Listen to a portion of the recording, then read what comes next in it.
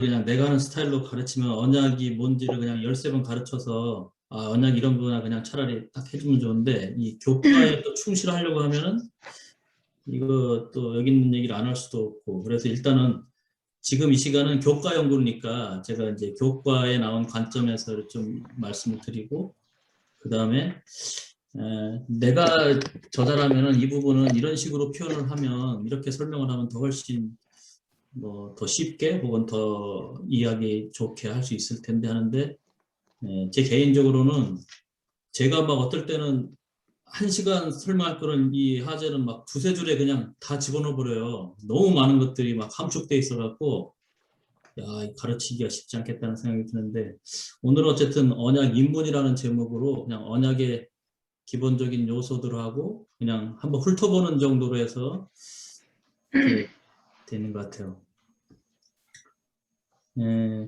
거기 이제 토요일 소지입니까? 맨 처음에가 뭐 안식일 소지죠. 여기 보시면은 이제 모든 언약은 사실상 같은 언약이다. 근데 이제 그것은 그 당시 현재적 진리였다. 이거 질문 한번 드려볼게요. 언약이 아담이 범죄 후에 맺은 언약, 제가 지난주에는 그걸 원 언약이라고 저는 부르기를 좋아하는데 원 언약, 죄를 짓고 나서 처음으로 맺어진 언약이기 때문에 원 언약.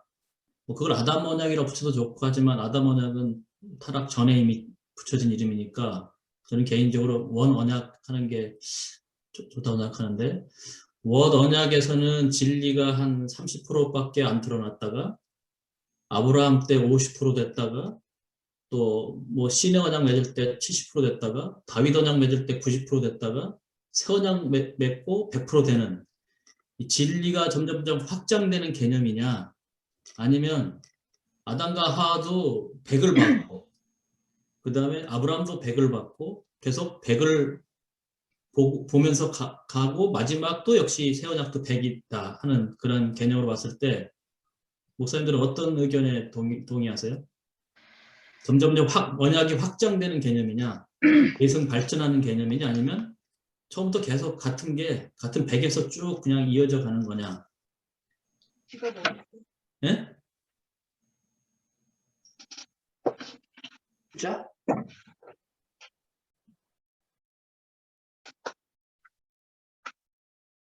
저는 이제 어떤 느낌을 받았냐면은 그냥 많은 제가 책을 보면은 이렇게 이제 아담 때는 가장 도표가 낮다가 이게 쫙 확장되는 개념으로 이렇게 해서 점점점 밝게 하는 개념으로 많이 설명을 하더라고요.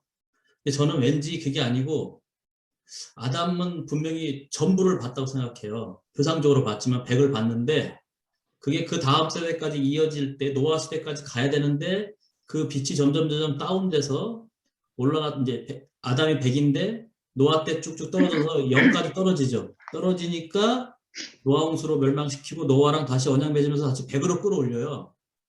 그러다가 이게 쭉 다시 내려와서 아브라함 때까지 쭉 다운되면 다시 아브라함에서 다시 올리고 저는 그래서 오히려 이 언약의 빛이 그 언약을 직접 받은 사람들한테는 100%로 제시됐다.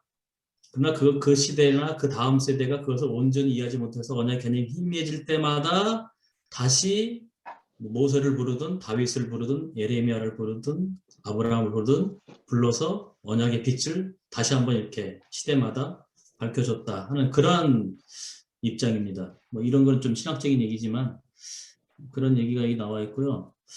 그게 맞죠. 그래서 이제 뭐 어쨌든 이 책에도 모든 언약은 참 언약이란 말을 썼어요. 이건 되게 안 쓰는 말인데 교재에 써놓으니까 좀 당황스럽더라고요. 참 언약이란 말 들어봤어요? 저는 처음 듣는 말인데 이게 영어로는 뭐 true covenant 했는지 모르겠는데 이럴 때는 좀 그냥 의역을 해서 우리가 그냥 새 언약이라고 그냥 예수님의 십자가 언약을 새 언약으로 하니까 새 언약으로 했으면 더 좋을 뻔했다. 아니면 가로치고 뭐 참 언약, 새 언약 했으면 근데 참 언약이란 말을 3번인가 쓰더라고요. 그 영어로 true covenant라고 나왔어요? 모르겠어요. 제가 영어는 안 봤는데 아마 그렇게 됐으니까 그러면은 true covenant를 참 언약이라는 표현보다 진리의 언약 이런 식으로 하면 글쎄 이제 참이라는 표현은 뭐가 거짓 언약도 있다 소리 같이 들리는데 영어 혹시 영어 있는 분 있어요 이거요? 예, 들어와서 보고 있는데 어디서 나와요 그 얘기가? 아니 첫 안식일 바로 도입 부분에 있어요. 안식일에 있어요? 예, 지금 처음 장면에. 현재적 진리 프레젠트 트루스. 네, 현재 틀립 프리젠 트루스 아까 그 트루스 뭐 트루를 썼는지 뭐 모르겠어요. 쉬운 교과 뭐 이정사 올려있던데 영어로. 영어 교과 있어요, 성우사님? 예, 화면 저기 바로 링크 해놔가지고 원래 보고 살아. 어디 참언약. 참언약을 네, 통해서 현재적 진리 그 다음에 바로 이어지죠. 참 언약을 통해 뭐라고 했어요? 하나님과 영어로는? 트루 커버넌트예요. 트루 커버넌트? 트루? 그러면은 제 번역 미스죠, 뭐 이럴 때는. 아니 미스라는 표현보다 조금 그냥 저 같으면 차라리 진짜 언약 이렇게 하겠어요. 진짜 언약? 나는 진짜 진리의 아버님 언약. 가짜란 말 되니까 그것도 적당하지 않고 고민을 많이 했을 것 같은데 진리의 언약. 진리의 언약? 진리의 언약이 훨씬 더 나을 텐데 전체적으로. 그 2003년도에는 뭐라고 번역했나 보겠습니다. 그렇게. 비준대. 예수님이 길이요 진리요 그러셨으니까 진리 언약. 2003년도. 아까 김상래 교수님 거 내가 강의 들어보니까 1982년인가 3년인가 또 했었다고 그 말씀하시대. 이 아, 그래요? 언약을. 그러면 이거 세 번째 한다는 건데. 그럼 하젤이 도대체 몇 년도에 쓴 거야 이거를? 1980년대 쓴 거를 지금 우리가 30년 동안 우려보는 건가? 여기는 참된 언약이라고 써놨네요. 참된 언약. 그게 조금 참 언약이라면 마치 뭐가 또 있는 것처럼 느껴질 수 있는데 참된 언약. 예. 오케이. 그래서 뭐 모든 언약은 새 언약을 향한다. 뭐 그저 십자가를 향해서 다 보여주는 거고. 이과 제목도 원시 언약이었어요. 원시 언약? 예. 원시 언약이면 뭐 프라이머리 영어로는 뭘로 나왔어요? 그거는 이제 제가 말한 아까 원 언약이라는 말이 그 프라이머리 커버넌트로 됐는지 모르겠는데 커버넌트 아담이 범죄 원시 아담이 범죄 후에 맺은 언약 그걸 이제 원 언약이라고 잘 쓰지는 않는데 개념적으로는 그렇게 써야지 이해하기가 쉬워요. 어쨌든 언약을 구별하려면 용어를 붙여야 되니까. 근데 원시 언약으로 했다고? 예. 근데 왜 제목을 그렇게 바꿨지? 언약 인문이라고? 이거는 저기 누가 한 거죠? 누가? 손일도 목사님. 손일도 목사님 얘기지. 네. 아니 이번 기 2021년 8도 원시 언약이라고 영어로 뭐 프라이머티브라고 그랬어? 뭐라 했어요? 커버넌트 프라이머리예요. 커버넌트 프라이머리. 프라이머리를 인문으로 번역하냐? 원시 언약. 원시 언약은 좀 잘못된 것 같다. 원시 언약. 히브리어는 레시트 같은데 그러면은 첫 언약 개요? 언약 프라이머리 뭐 레시트. 오케이. 그렇게 해서 이제 여기 오늘 이번 기회는 5가지를 합니다. 4가지. 노아, 아브라함, 시내, 새 언약. 근데 지난번에도 말씀드렸지만 다윗이 오면 되게 기분 나쁘죠, 이거. 왜 다윗을 왜 뺐어요, 이게?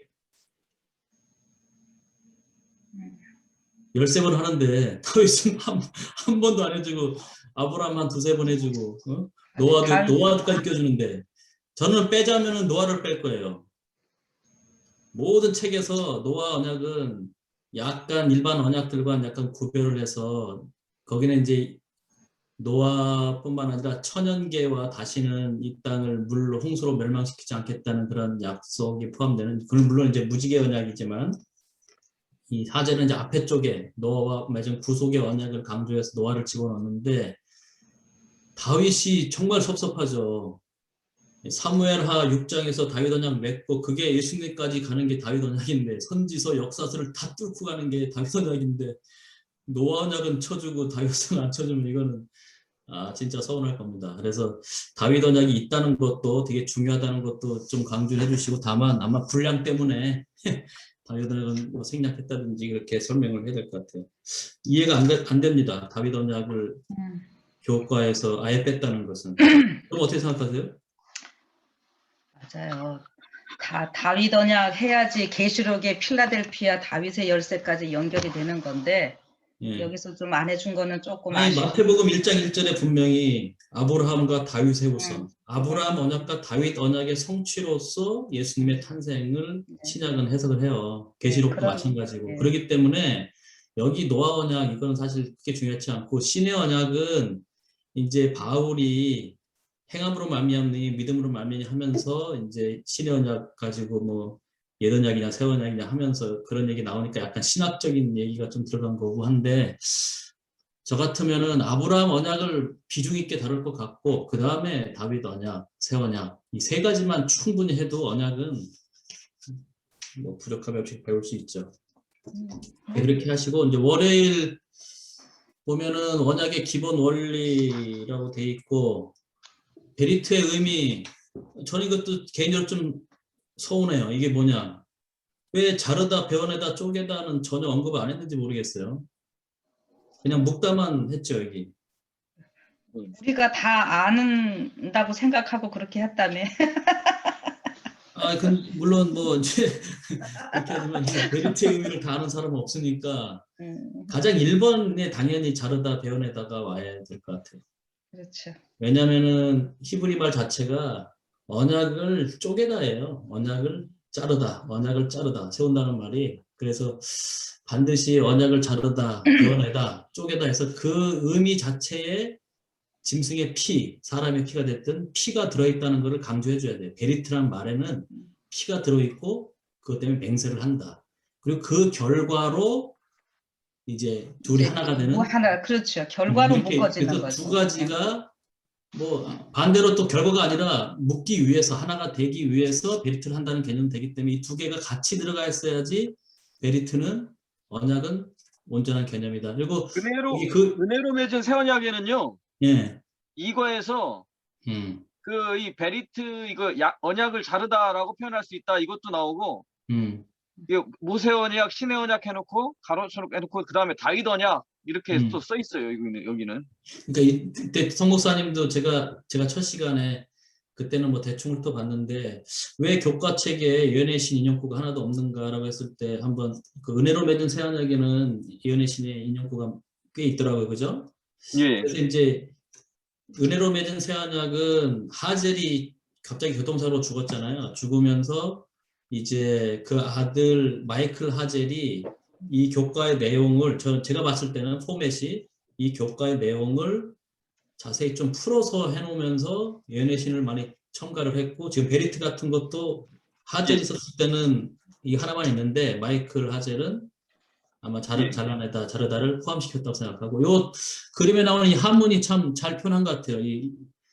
내 인터넷에 찾은 건데 하나는 여기 이제 손을 베어서 상처를 내는 피가 여기 들어가 있고 하나는 그냥 묵다. 그래서 여기 매질 약자 쓴 거는 이 묵다는 요거를 작은 매듭으로 봤고 요걸 해석한 거는 이거를 잔으로 봤어요. 이게 요 의미를 한자를. 그래서 이렇게 두 가지 의미가 다 들어있다는 거를 설명해주면 좋을 것 같아요. 성경에 실타래라고 두 타래가 하나로 묶여 있는 거다 이렇게 나오던데요. 둘을 예, 둘 타래가 실타래가 묶여 있는 거다 이제 배웠다라는 의미는 별로 없고 저 잔 작자가 예. 잔으로 표현하기도 하지만 자른다라고 표현하기도 한다라고 하는 거로 나오더라고요. 잔 작자가. 자른다? 예, 잔 작자가 예, 그 술 마시면서 꼭 해야 되니까 그래서 그럴 거예요. 그 잔작자가 있는 거는 사자에 피를 섞어서 이렇게 마시기도 그런 관습 때문에 아마 나온 것 같고 이 베리트란 말이 성경에 있는 거 아세요? 베리트란 말이 히브리어 말로가 아니라 그냥 한글로. 근데 이거를 이제 번역을 베리트라고 했으면은 베리트로 그냥 했어야 되는데 좀 아쉬운 번역. 이게 뭐냐면 바로 이 말이에요. 사사기 8장 23절. 이게 기도리 죽자 이스라엘 백성들이 바알을 따라가 음행하였으면 또 바알 부릿 이게 베리트입니다. 바알과 언약을 맺었다 이 뜻이에요. 바알 베리트. 그러니까 사실은 우리가 익숙한 말로 하면 그냥 바알 베리트 해야 되는데 뭐 이 발음에 더 충실한 것 같아요. 바알 브리트. 그래서 많은 사람들이 그 김상래 목사님 그 이번 강의하는 거 보면 베리트라고 써놨어요. 한글로 베리트 써놓고 읽을 때는 꼭 브리트 이렇게 하시죠. 브릿 하면서. 그래서 여기 이제 바알 브릿이라는 이 브릿이 바로 베리트입니다. 바알과 언약을 맺었다. 이름 자체가 아주 그냥 되게 반역적이죠. 바알 브릿. 그릭하고 이제 이 언약의 기본을 위해서 강조하는 거는 뭐 이런 식으로 표현을 했어요. 사람 사이에 맺는 건 계약이고 하나님과 사람 사이는 언약이란 말이 사용된다 이렇게 했습니다. 뭐 이제 뭐 일반적으로 그렇게 할 수 있는데 비슷한 개념이지만 좀 다르죠. 사람 사이에 우리가 뭐 법률이란 말을 쓰지만 같은 말이 하나님과 사람 사이는 율법 이렇게 그렇다고 해서 같은 건 아닌 것처럼 계약과 언약은 뭐 그런 관계나 뭐 여러 가지 비슷한 면이 있지만 같지 않다는 거를 계속 강조하고 제가 만약에 여기 교과를 썼으면 이번 과에서는 계약과 언약의 차이점 제가 이제 동영상으로 계속 올리는 거 한 서너 번은 제가 어디 가서 강의를 하든 계약과 언약의 차이점이 뭐라는 거를 알고 시작을 해야지 나중에 용어에 혼돈이 없는데 대개는 이렇게 비슷한 것처럼 써놔 버려요. 이렇게 사람 사이는 계약이고 하나님과 사람 사이는 언약이다 해서 뭐 언약이나 계약이랑 같다는 식으로 해버리면은 나중에 좀 혼돈이 올 수 있어요. 그래서 언약은 계약의 일종이죠. 그런데 하나님과 사람과 맺는 언약, 계약을 성경에서는 언약이라는 말로 이렇게 구별했는데 비슷한 점이 있다. 왜냐하면 계약이기 때문에 계약적인 요소가 분명히 있지만 확실히 다른 요소들이 있다는 것을 좀 강조할 필요가 있다고 생각합니다. 이건 목사님 아까 지나간 거지만 그 사사기 8장 33절에 원어는 바알하고 브리트하고 이게 떨어져 있네. 그런데 우리 떨어져 있어요. 성경은 그래서 있네. 여기도 사실 이렇게 떨어뜨리면 좋습니다. 이게 마치 용어가 한 단어처럼 바알 브릿 지명처럼이나 그냥 신의 이름처럼 됐는데 딱 떨어뜨려서 바알 베리트 그냥 무식하게 그냥 그렇게 했으면은 더 좋을 뻔했죠. 예, 그렇게 돼 있네.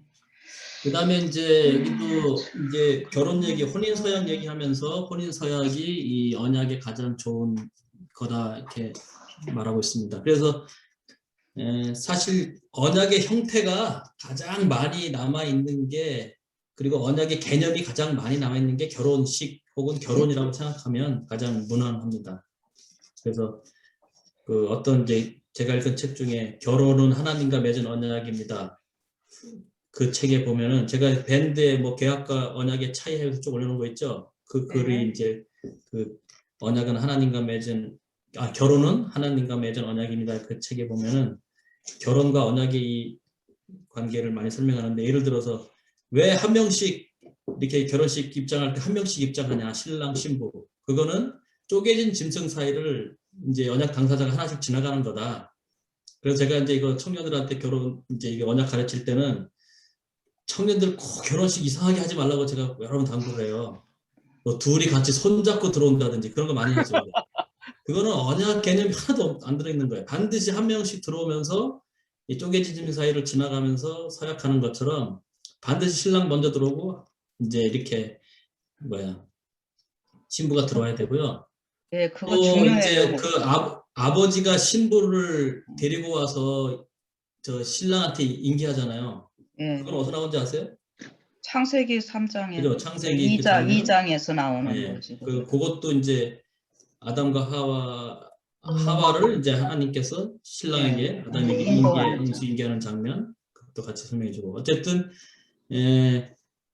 여기서 가장 이 책에서는 지금 일요일 소지에서는 관계 형성을 목적으로 한다. 결혼 예를 들어서 언약 계약은 서로 물건 팔고 그냥 끝이거든요. 아무 관계가 없지만 결혼하는 순간 부부라는 관계가 형성되고 또 의형제가 이 언약을 많이 씁니다.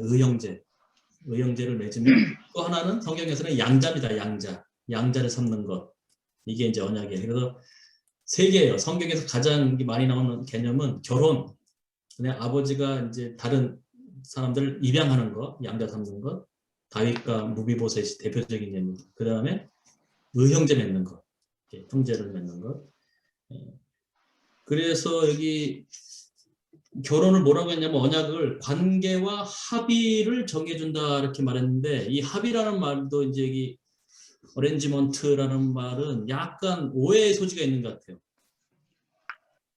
제가 번역을 한다면 합의라는 말 대신에 협정이나 협약이라는 말로 써야지 맞지 않나 생각이 돼요. 왜냐하면 합의라는 말은 우리 교통사고 나서 합의해보자 했을 때 뭐예요? 100만 원에 합의해볼래? 50만 원에 합의해볼래? 해서 자기 이익에 기초해서 밀당을 하는 게 합의거든요. 그거는 이제 계약적인 요소가 상당히 강한 거예요. 나의 이익을 위해서 이제 조정을 하는 건데, 언약은 하나님께서 우리에게 뭐 베풀어 주신 거를 가지고 우리가 조정하거나 합의하는 건 없고, 그러나 여기서 의미는 그거 같아요. 둘 사이에 마음이 맞아야지, 마음의 동의가 돼야지 언약이 체결된다는 의미에서 합의라는 말을 쓴 것 같아요. 우리가 교통사고 났을 때도 두 사람 마음이 같아진 상태가 합의잖아요. 근데 이제 우리가 흔히 일상적으로 합의라는 말은 이렇게 계약적인 요소가 너무 강해서 저 같은 그냥 동의 또는 협약, 어쨌든 마지막에는 둘이 마음이 합쳐져야지 되니까 협약 혹은 협정 뭐 이런 식으로 표현하는 게 더 좋지 않나 생각이 듭니다. 그럼 어떻게 생각하세요? 합의라는 말? 한자를 볼 때 협정도 조금 그렇고 협약이 아주 좋을 것 같아요. 협약. 왜냐하면 제가 그 언약과 계약의 차이 할 때 계약은 협상이 가능하다. 왜냐하면 나의 이익에 기초하기 때문에 내가 손해 안 보려고 계속 밀당을 한다. 그러나 언약은 협상이 불가능하다. 그걸 강조하거든요. 잠깐만요. 주양 목사 갑자기 전화 왔네. 여보세요? 네, 왜 안 들어와요? 네? 우리 지금 여기 그 교과 토의하고 있는데 왜 무슨 일이에요? 열강하고 있는데. 네. 급한 거 아니면 좀 이따 내가 전화할게요. 네. 들어와요 그러면. 예. 잠깐만요. 나도 저.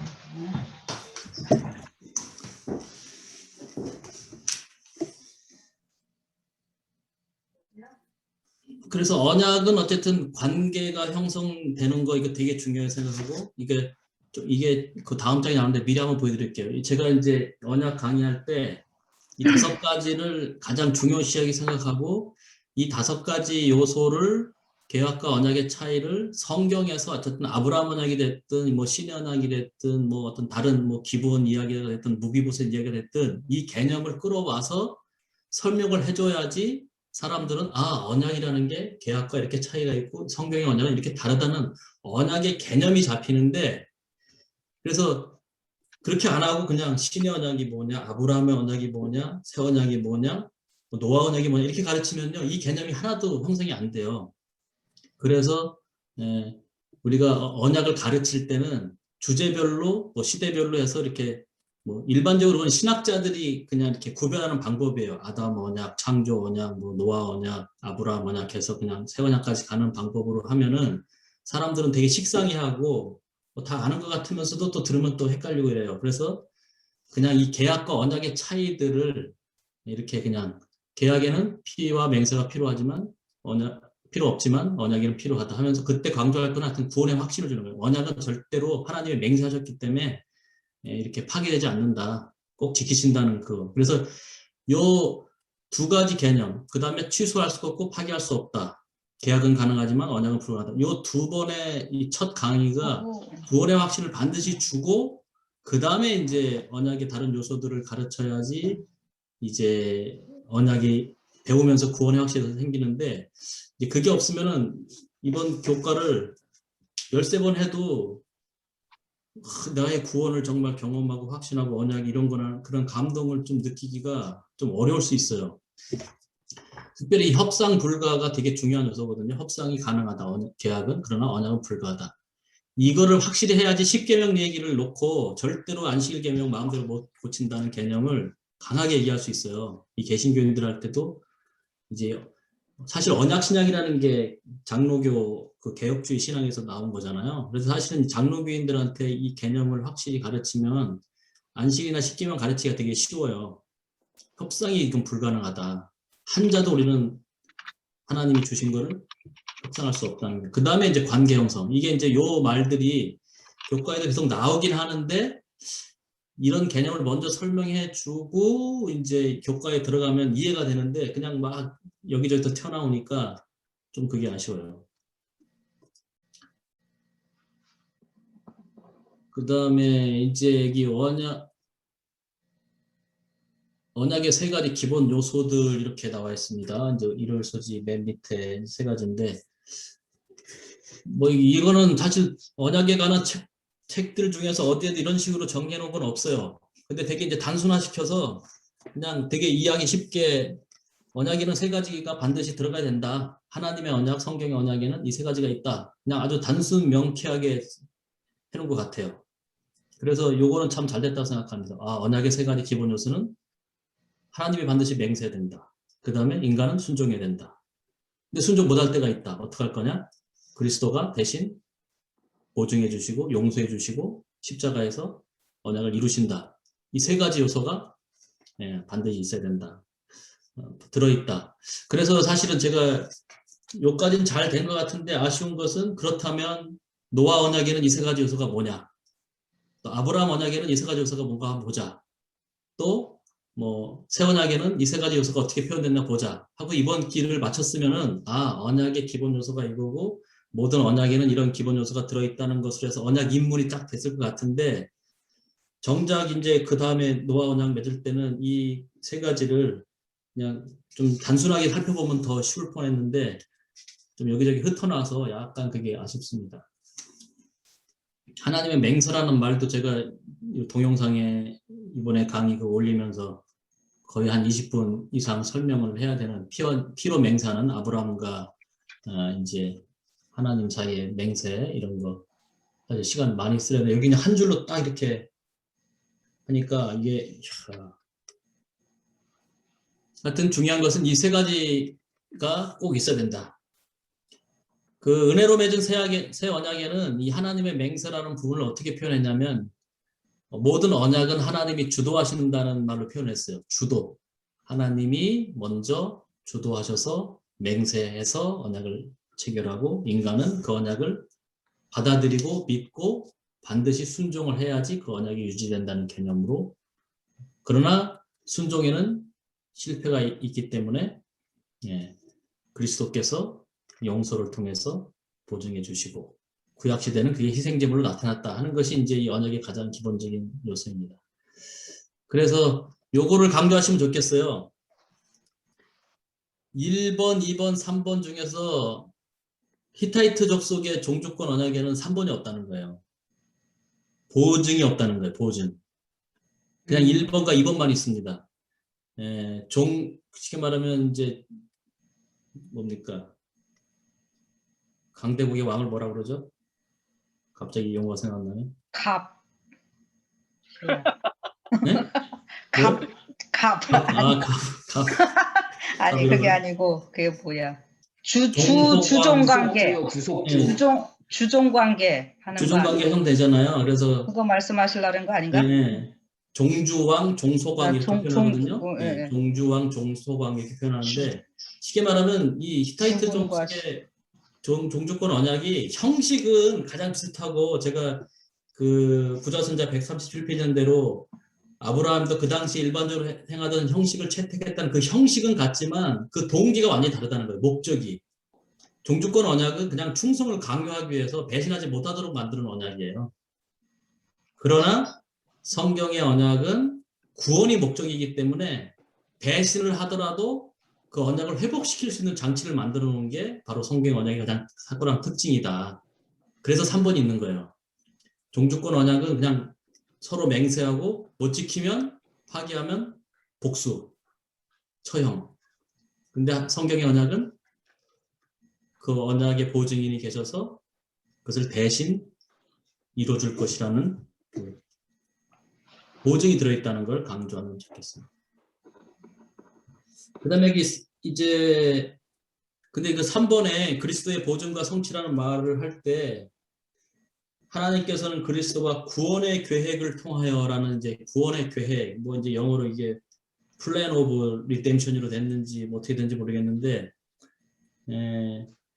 어떻게 보면 이 말이 가장 좀 자연스럽게 쓰일 수 있을 것 같은데 지금까지는 우리는 이제 구속의 계획 혹은 구속의 경륜이란 말을 화이트인이 훨씬 더 많이 썼기 때문에 구원의 계획이란 말도 쓰나요 우리가 종종? 계획 쓰기는 쓰죠. 경륜을 조금 어려워할 때 예, 어쨌든 영어로는 플랜이니까 예. 한국말로 그냥 저는 저기 어떤 초신자들 말로? 가르칠 때 조금 어려워하니까 경륜하면 잘 안 들어오니까 네. 계획이라는 표현으로 바꿔서 쓰기도 합니다. 음. 저 같은 경우는. 그래서 이제 여하튼 우리가 예언의 신에 나온 표현에는 구속의 경륜, 뭐 구속의 계획 이런 말이 많이 쓰였고 어쨌든 구원의 계획이란 말도 그냥 쉽게 잘 이해는 되는 것 같아요. 그래서 제가 이제 좀 아쉬운 건 그거예요. 어차피 이게 우리 교회 신학자가 언약에 대한 걸 썼고 했으면 여기 어떤 이 공부를 마쳤을 때 우리가 언약의 이 많은 용어들을 하나로 이렇게 딱 정리가 되는 느낌 아니면 한과 정도는 그런 용어들을 정리해 줘 갖고 아담이 타락 후에 맺은 언약은 원 언약으로 불린다 해서 그냥 우리가 재림교회 안에서는 그 언약을 다 원 언약으로 부르자. 혹은 이게 구속의 계획, 구원의 계획 이것도 그냥 이해하기 쉽게 한 용어로 정해서 쓰는 게 좋겠다 하면서 계속 그 용어를 써주면은 우리가 언약을 공부한 다음에도 용어가 통일되는데 이제 그게 좀 없는 게 아쉽습니다. 개인적으로. 오케이, 그렇게 하시고 이제 이거는 지난번 주에 설명을 좀 드렸던 거죠. 그래서 이제 이 창세전에 맺어진 언약을 은혜의 언약, 영원한 언약으로 불린다는 거 지난번 했던 거 잠깐 시켰고 여기 이제 노아 언약을 좀 보겠습니다. 월요일 노아 언약. 근데 이제 사실은 이 하젤은 이 노아 언약을 뭐 중요시 아니면 그냥 이게 당연히 포함시켰는데 일반적으로 언약책 보면은 노아 언약은 좀 특이한 언약으로 취급해서 어떤 구속의 개념들, 그리스도가 들어있는 개념으로 하지 않고 그냥 심판하고 그 다음에 다시는 심판하지 않겠다는 어떤 무지개 언약을 통해서 동물계, 생물계와 맺으신 그 약속. 그래서 흔히 우리가 이제 다른 것들은 그냥 구속의 언약이라고 표현한다면 이것은 보존의 언약이란 말로 딱 바꿔서 약간 개념이 다른 걸로 구속의 언약의 성취를 위한 기본 조건, 일종의 제가 지난번에 말씀드린 아담 천연계 언약 같은 개념으로 많이 쓰고 있어요. 근데 여기 하재는 그 무지개 언약보다는 앞에 쪽에 방주를 만드는 그 언약을 발췌를 해서 이제 이것이 구속의 언약이라는 것을 강조하기 위해서 이거 일부러 노아 언약을 집어넣은 것 같아요. 여기 이제 교과에 나오는 내용 보면은 창세기 6장 18절에 노아 언약 맺는단 말이 성경에 기록된 것으로는 최초다. 그죠? 노아와 언약 맺었다는 게 언약이란 말은 최초로 나오지만 사실 개념적으로는 아담 언약이 먼저 있었죠. 호세 6장 7절에 그들이 아담처럼 이제 언약을 범하였고 한 말이 있고 그 다음에 우리가 용어를 쓰진 않았지만 타락 후에 바로 맺은 언약, 원 언약이라고 제가 부르는 그 언약이 있었기 때문에 기록상으로는 최초지만 이미 언약은 있었다. 근데 이거를 이제 평신도들은 되게 단순하셔갖고 그냥 최초의 언약이 노아 언약이다 이렇게 이제 오해할 수 있습니다. 그런 거 잘 가르쳐 주시고 그 다음에 언약과 언약을 이어주는 게 장자들이에요. 장자들. 쉽게 말하면 원언약부터 노아 언약까지를 이어주는 사람들이 이 언약의 계승자들이 장자들이고 아담 셋, 에노스에서 노아까지 가는 개념이고 장자는 뭐냐 성경에서 언약 계승자이고 족보는 뭐냐 언약 계승자의 명단이다 이렇게 생각하시면 되고 그 부자 선지에 나타난 대로 장자들에게는 세 가지 특권이 주어진 거 아시죠? 그 특권을 받았기 때문에 그것을 계속 본인이 물려받고 죽을 때 또 물려주고 장자권을 계속 이렇게 물려줬습니다. 그 세 가지 축복 아세요? 장자가 받는 세 가지 축복. 첫째는 이게 이제 아까 언약의 세 가지 기본 조건, 맹세, 순종, 그 다음에 그리스도의 보증이 있는 것처럼 반드시 그리스도의 보증 3번이 들어있어요. 후계, 그 장자의 후계에서 메시아가 탄생한다는 약속, 축복. 그게 1번이고 두 번째는 희생 제사를 통해서 그 예수님을 나타내기 때문에 가족에서 제사장 역할을 해야 되는 거. 이게 있고 세 번째가 뭐냐면 재산의 두목. 재산을 두복 받아갖고 물질적인 축복, 그러니까 영적 축복과 이 물질적 축복을 동시에 소유하는 개념으로 들어있어요. 그런데 이제 그거를 분리시킨 사람이 이제 에서죠, 에서. 에서는 이제 물질적인 축복만 받으려고 하는 거. 그 다음에 이 질문이 교과에서 한 2번인가 3번 제가 알기로는 나와요. 하나님이 노아와 맺은 언약은 일방적인 것이었는가? 라는 말이 나옵니다. 일방적이었는가? 또 무조건적이었는가? 라는 질문도 한두 번 나온 거 제가 봤는데요. 이거 이제 되게 사실은 신학적인 이슈입니다. 그냥 단순 무식하게 제가 질문 한번 드려볼게요. 성경에 나오는 언약이 이게 지금 노아랑 맺는 언약이었든 아브라함과 맺은 언약이었든 하나님의 일방적이고 무조건적인 언약이다. OX. 야, 이거 답하기 되게 힘들죠. 오. 무조건적이고 일방적인 하나님의 언약이다. 오. OX. 아니요. 순종을 조건으로. 네, 이제 우리 정 목사님 순종을 조건으로 했다. 그러면 조건적인 언약이네, 그죠? 다 예수 안에서. 예수 안에서. 근데 어쨌든 설명을 했던 조건적이고 네. 무조건적이고.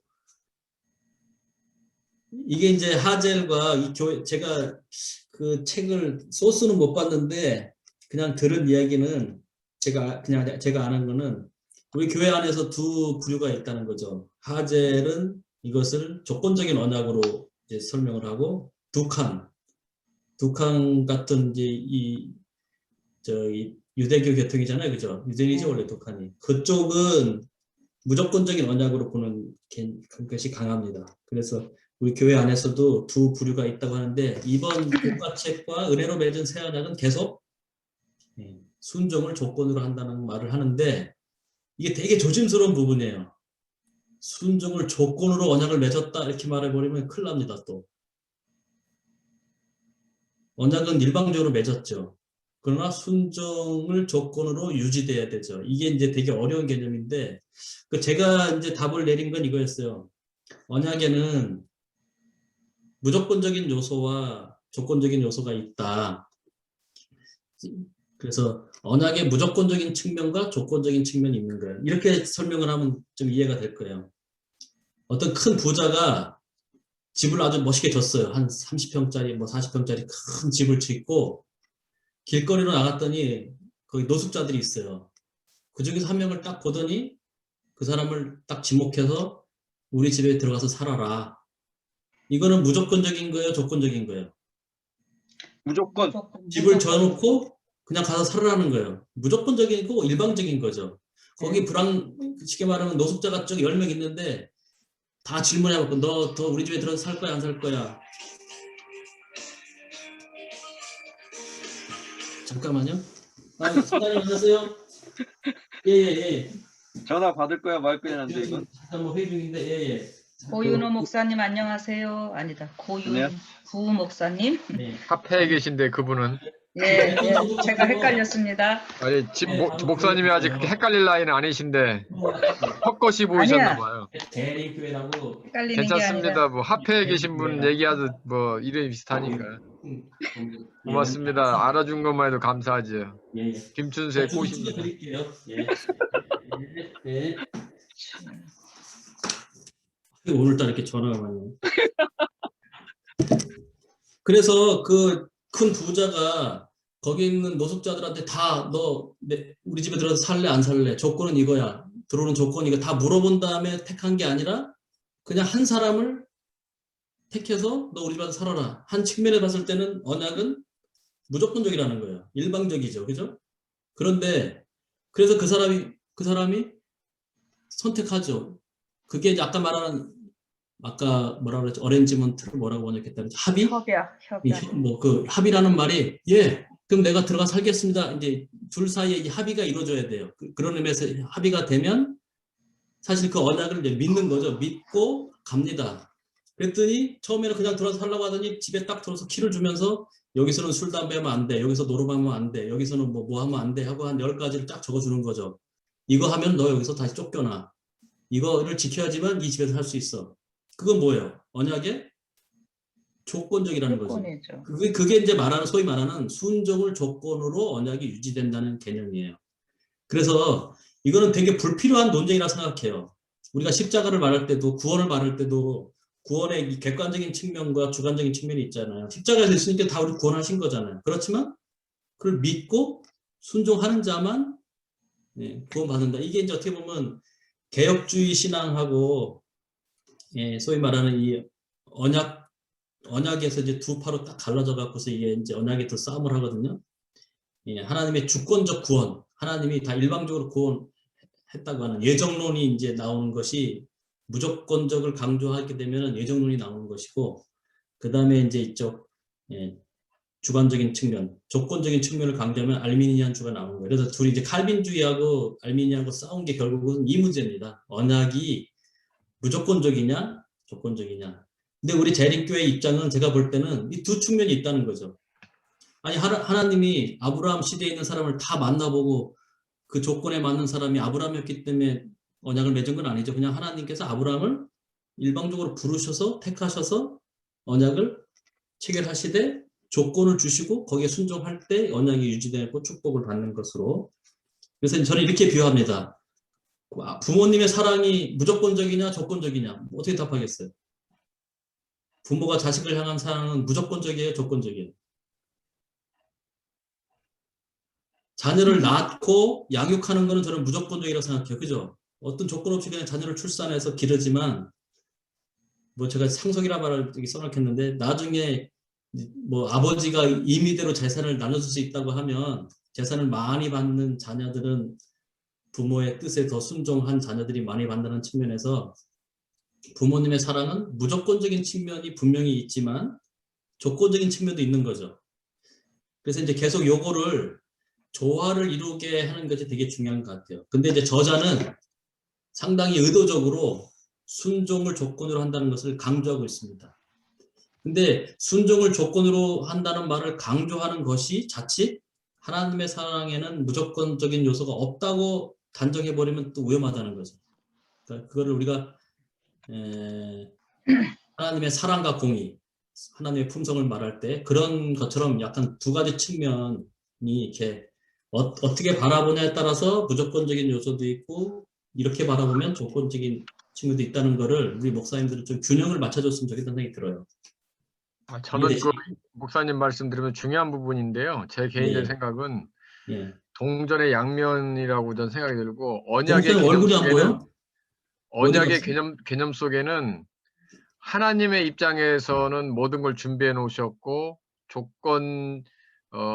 인간에게 순종을 조건으로라기보다도 인간의 입장에서는 그 순종이라는 것이 그 언약을 유지하는 하나의 방편이고, 순종이 없이 언약은 유지가 안 되고, 아브라함 불렀을 때 아브라함이 순종하지 않으면 못 간 거 똑같고, 노아도 방주에 언약을 세우면서 방주를 만들고 들어가라, 그거 안 하면은 조건을 이행 못하기 때문에 언약의 자녀에서 떨어져 나가는 거고, 아브라함도 마찬가지로 다 지금 우리도 똑같은 상황인 것 같아요. 그래서 그런 자유의지가 같이 들어가 있는, 그래서 이걸 무조건적이냐 조건적이라 분리하는 자체가 이상한 겁니다. 제가 볼 때는 분리가 될 수가 없고 하나 어떻게 보면은 그것이 그 같이 맞물려 있다고 보고 동전의 양면으로 저는 봅니다. 저도 이제 언약에 대해서 공부하면서 이 불필요한 논쟁이 이제 있다는 거예요. 이제 이게 마치 예정론 가지고 뭐 싸우고 안 싸우고 하는 것처럼 질문 자체를 언약은 일방적이었는 것이었는가, 이제 이 조건적이란 말, 무조건이란 말을 일방적이란 말로도 바꿔 쓰거든요. 무조건적이란 말을. 그렇게 해서 이제 결국 순종을 조건으로 한다는 말을 설명해 버리는 순간 그런 이제 일방적인 요소들, 무조건적인 요소들은 아닌 것처럼 오해할 수도 있기 때문에, 그러나 교과의 방향은 그렇습니다. 교과의 방향은. 그 다음에 이제 이 뭐 언약의 기본 요소들이 이 노아 언약에도 들어있다는 것, 하나님께서 뭐 맹세하신 장면은 뭐냐면 이제 홍수로 세상을 심판할 것이지만 방주를 만들고 그 안에 들어가면 내가 언약을 체결해서 구원해 주겠다는 하나님의 맹세가 들어가 있고, 노아는 당연히 방주 만들어서 순종하는데 이제 이 씨의 요소가 있느냐 하는 거예요. 노아 언약에 그리스도의 보증, 구원의 계획을 통해서 그리스도께서 결과적으로 이걸 성취시킨다는 보증이 있는가? 근데 여기에서는 그걸 안 다루고 있어요. 교과에서는. 근데 이제 하젤이 저자가 분명히 일요일 소진가에서 세 가지 기본 요소를 말했으면은 이거 이제 입문 시간이니까 노아 언약에는 이 세 가지 요소가 이렇게 들어있다. 아브라함이 들어있다. 그래서 모든 언약에는 이 기본적인 요소는 다 들어있다. 그러나 이런 스타일로 이렇게 쓴다. 이렇게 해주고 갔으면은 진짜 개혁 입문 시간이 될 뻔했는데 그게 좀 아쉽고, 노아 언약에 있어서는 그리스도의 보증이 들어있어요. 어떻게 설명하겠어요? 예수님의 피 혹은 예수님의 보증을 노아 언약에서는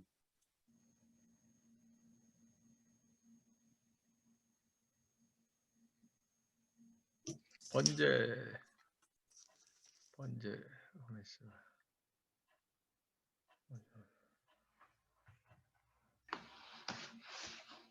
이거 아주 저도 오늘 찾아봤는데 요 말씀이 되게 우리 연구할 때 도움이 될 것 같아요. 이 세 가지를 이제 공부할 수 있으면 이 신명기에 나오는 것하고 증언보감 1번 481페이지에 한 마리의 붉은 암송아지 예수님을 상징했고 한 척의 방주, 하나의 노뱀은 하나의 위대한 그리스도의 희생을 감명 깊게 지적한다 해서 방주를 만드는 사업 자체가 그냥 자기를 구원할 단순한 도구를 만드는 게 아니라 예수 그리스도의 희생을 담아서 노아가 그 방주를 건조했고 노아는 120년 동안 그 방주를 통해서 그리스도를 봤다는 거를 어쨌든 개념적으로 설명을 해줘야지 노아 언약에도 이 세 가지 기본 요소가 있고 그리스도의 보증이 방주다. 그래서 여러분 뭐 책을 저도 아직 찾지를 못했는데 요것만 문장 하나 찾았는데 방주가 예수님을 상징한다. 예수님의 희생을 상징한다는 것을 어떻게든 끌어다가 설명을 해주면 좋겠다는 생각이 듭니다. 방주가 어떻게 하면 그 테이바 그 십계명이라는 말하고 히브리어 그 똑같고 고페르라는 말이 거기가 들어가잖아요. 고페르 잣나무로 할 때 코페르 해서 그 속전 들어가고 하니까 그래서 그러는 거 아닌가? 하여튼 방주가 예수님을 상징한다는 그런 의미들을 교과에는 안 나오지만 기본적인 요소 세 개를 하면서 예수님이 방주로 비유됐다. 그래서 지금 정 목사님이 말한 대로 잣나무? 잣나무인데 그게 지금 개역 번역에는 고페르 나무인데 그게 우리 속죄일 할 때 카파르와 그거 똑같은 말이거든요. 어원이 같다. 그런 뜻도 있고. 또 뭐가 제가 한 거는 방주는 하나님이 착안하신 계획이다. 그래서 방주의 실체 되신 예수님도 사람의 작품이 아니다. 그렇죠. 그래서 하나님이 착안하시고 하나님이 계획하신 것이기 때문에 방주는 예수님을 표상한다. 이렇게 제가 연구한 게 있네요. 그게 예수님의 피가 들어가야 된다는 거죠. 그 솔로몬 성전 질 때도 하나님께서 다윗에게 미리 설계도를 주시잖아요. 그 다음에 모세가 성소를 할 때도 설계도를 미리 받아서 식양대로 했고 또 부자 선지자에도 분명히 뭐라고 했냐면 노아가 그냥 한 게 아니라 하나님께서 설계도를 주셨고 그걸 그대로 했다고 했어요. 이제 그런 측면에서 성소 혹은 솔로몬 성전, 노아 방주, 인간이 만든 이 건축물에는 하나님의 구속의 계획이 거기에 들어있다. 우리가 뭐 지금 그것을 정확하게 뭐라고 말할 수는 없지만 이제 그렇게 표현되어 있고 그래서 하나님의 그 계획을 수행하면서 어쨌든 노아는 그리스도를 봤다고 우리가 말을 할 수 있어야 되겠죠. 그렇게 좀 끌어내면 되게 감동이 있을 것 같아요. 방주가 3층으로 된 것은 삼위일체. 분이 하나인 것은 구원이 유일하신 예수님의 구원. 그 역청도 거기에 나오는데 그게 역청이 예수님의 십자가의 피 상징되고 그러는데. 피가 빨개야 되는데 역청이 시커먼 거 아니야? 아니요. 그러니까 그거 역청으로 모든 거를 다 막잖아요. 그죠? 물이 못 들어오게, 죄가 못 들어오게 막는 걸 파멸해서 구원하는. 그래서 그거 진짜 그 방주와 이 그리스도의 보증 요거 언약의 기본 요소라는 거를 좀 몇 가지 찾아서 짝짝 이렇게 연결해주면 되게 도움 될 것 같아요. 역청 코페르는 덮다라는 의미에서 완벽한 구원을 의미한다. 그리고 어쨌든 방주란 말, 아크란 말 자체가 언약궤 할 때 궤, 신약 그거랑 궤라는 똑같아요. 말도 같은 말이고. 그래서 그 히브리어로는 테이바 나오는데 테이바에 십자가가 당연히 같이 들어가고. 이봐요. 어쨌든 그런 거 설명해 주면 노아 언약은 될 것 같고요. 아브라함 언약, 저는 그래서 이 아브라함 언약도 이 세 가지 기본 요소를 딱 설명해 주면은 되게 단순하고 좋을 뻔했다. 하나님의 맹세하는 장면, 창세기 15장 설명해 주고, 아브라함의 순종하는 장면들 해주고, 그 다음에 그리스도가 어떻게 나타났는가. 이래서 뭐 창세기 22장에 그게 어디야, 여호와 이레 이제 그래서 그리스도가 보이고, 또 창세기 15장에도 이제 부자 선지자 보면은 예수님의 십자가와 재림과 이런 거 보여주고, 이걸 해서 딱 했으면 그냥 되게 인문으로서 좋을 뻔했는데 좀 너무 많은 거를 설명하려고 하다 보니까 거기 이제 축복과 저주 용어가 나오죠. 창세기 12장 얘기하면서 너를 축복하는 자에게는 내가 저주하고 너를 저주하는 자에게는 내가 축복한다. 이 축복과 저주에 제가 크게는 2개만 적어놨는데 한 3개, 뭐 3-4개 돼요. 첫째는 너를 저주하는 자를 저주하고 축복하는 자를 축복한다는 것은 임마누엘 사상입니다. 언약의 공식이 뭐냐면 모든 이 신학 언약 연구책 보면은 언약의 공식이 다 똑같아요. 나는 너희 하나님이 되고 너희는 내 백성이 된다는 게 언약의 공식이라고 이렇게 해요. 이게 왜 공식인지 모르겠어요. 수학 공식도 아닌데 하여튼 그게 가장 기본적인 언약 공식. 나는 너희 하나님이 되고 너희는 내 백성이 된다. 그래서 내가 너와 함께 한다는 사상이 이 언약에 들어있고, 그 표현을 한 것이 너를 축복하는 자를 축복하고 너를 저주하는 자는 저주하면서 언약을 맺은 자와 하나님께서 함께 하신다고 하는 사상이 바로 이 말 속에 포함되어 있고, 또 하나는 언약의 선교적인 측면이에요. 이걸 바라보는 이방인들이 하나님과 언약 맺은 사람이 저렇게 축복을 받으니 우리도 언약을 맺고 그 축복 안으로 들어가야 되겠다 해서 어떤 축복의 통로 역할을 언약 백성들이 하면 이방인들이 보고 깨닫는 그러한 효과로서 이제 축복과 저주의 기능이 쓰였고, 또 하나는 이제 순종을 강화하기 위한 목적. 여기는 제가 안 써놨는데 불순종했을 때 저주를 내려서 다시 돌아오게 하고, 다시 순종했을 때 축복을 받게 해서 순종을 이제 강화시키고 불순종을 돌이키는 목적으로 축복과 저주가 쓰였다 하는 것이고요. 그 다음에 여기 아브라함 언약에서 강조하는 것은 이제 관계 형성을 필요로 한다는 것을 여기 강조하고 있습니다. 관계 형성. 그래서 계약과 언약의 차이, 관계 형성이 필요 있느냐 없느냐. 어떤 계약은 관계 형성이 되는 것도 일부 있지만 대부분의 뭐 장사를 하고 부동산 사고 팔고 자동차 사고 팔고 할 때 그때 만나서 그냥 돈 주고 계약이 끝나면 그냥 끝나는 것이지만, 언약은 결혼을 예로 들면 결혼, 의형제, 양자, 입양, 이게 대표적인 예입니다. 언약의 대표적인 예. 그것은 관계가 계속 형성된다는 것이고요. 그 다음에 여기 또 나오는 용어 중에 하나가 언약을 주도한다는 말이 나오진 않지만 내가, 그래서 영어에는 여기 내가라고, 한국말은 내가지만 영어로는 I will까지 되어 있습니다. I will, 내가 할 것이다 라는 이 표현이 계속 나와서 언약을 주도하시는 분은 하나님이시다. 그래서 이게 가장 많이 나오는 게 레위기 같은 데 보면 나는 너희를 애굽 땅 종되었던 가운데 인도에는 여호와니, 나는 여호와로다, 나는 여호와, 나는 여호와라는 말을 계속 쓰는 게 이게 이제 언약을 맺으신 하나님이라는 표현을 그렇게 쓰고 있습니다. 그리고 여기 이제 아브라함이 믿었고 뭐 순종했다.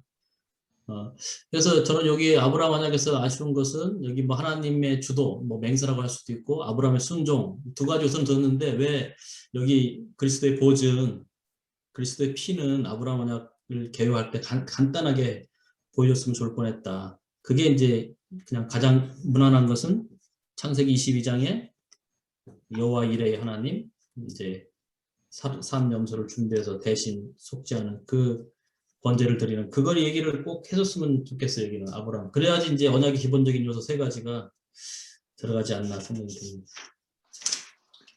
그 다음에 수요일 소지 보면 이제 모세와 맺으신 언약인데, 언약 신학자들이 가장 건들기 꺼려하는 게 신의 언약이에요. 이거는 안 건드립니다. 벌집이에요, 벌집. 잘못 건드리면 이제 이 논쟁의 소용돌이에 휘말리기 때문에 이제 안 건드립니다. 지금 개신교계는 딱 두 개가 갈라져 있어요.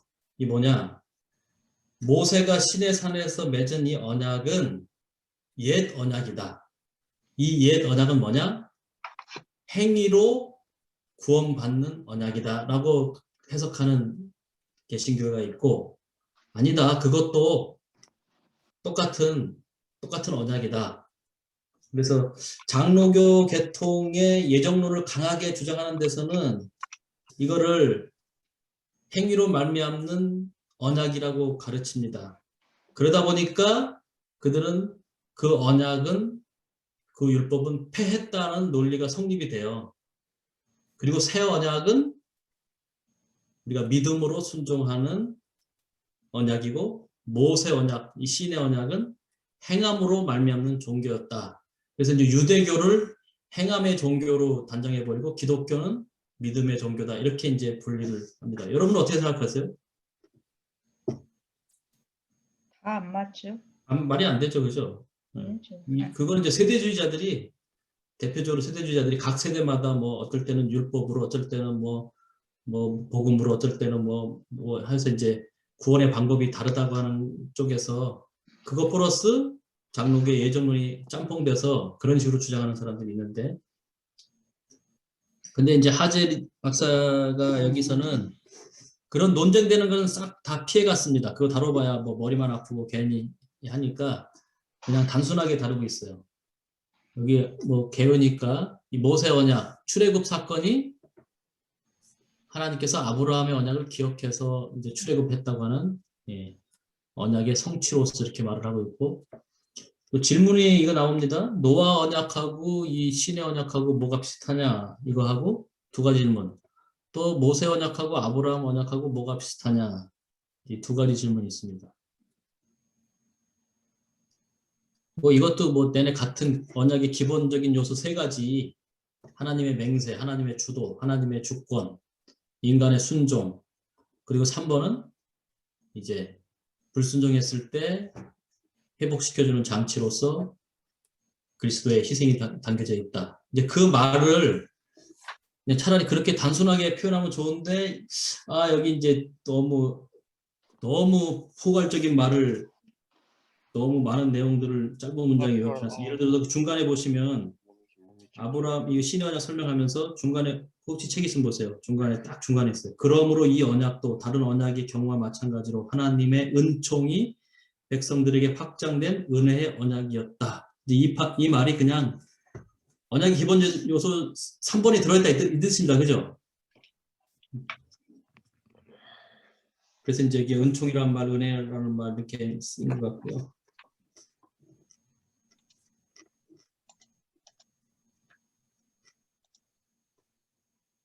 새 언약을 보겠습니다. 새 언약은 목요일 수지 새 언약, 뭐 에레미야 언약이라고도 하는데 거의 에레미야 언약이란 말을 안 쓰고 그냥 새 언약이라고 말하고, 구약의 최초이면서 유일한 새 언약입니다. 이게 구약에 딱 한 번 처음이자 마지막으로 나온 게 바로 이 에레미야 31장에 나오는 새 언약이라는 표현입니다.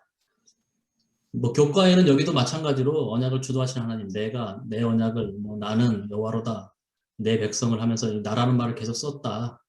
그 다음에 은혜로 언약을 이루시는, 이게 이제 3번 요소가 들어있다. 뭐 이걸 계속 강조하는데, 제가 보는 새 언약은 좀 약간 개념이 다릅니다.